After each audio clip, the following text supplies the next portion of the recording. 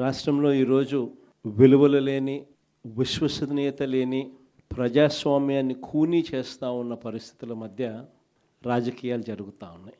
ఇలాంటి చెడిపోయిన ఈ రాజకీయ వ్యవస్థలో తులసి ముక్కల్ల ఎంపీటీసీలమైన, జెడ్పీటీసీలమైన, కౌన్సిలర్లమైన అయ్యా చంద్రబాబు మమ్మల్ని చూసి నేర్చుకో రాజకీయాలు ఎలా చేయాలి అని చెప్పి తెగువ చూపించి రాజకీయాలకు అర్థం చెప్పి గట్టిగా నిలబడిన మీ అందరికీ కూడా మీ జగన్ హ్యాట్స్ ఆఫ్ చెప్తూ సెల్యూట్ చేస్తా ఉన్నాను.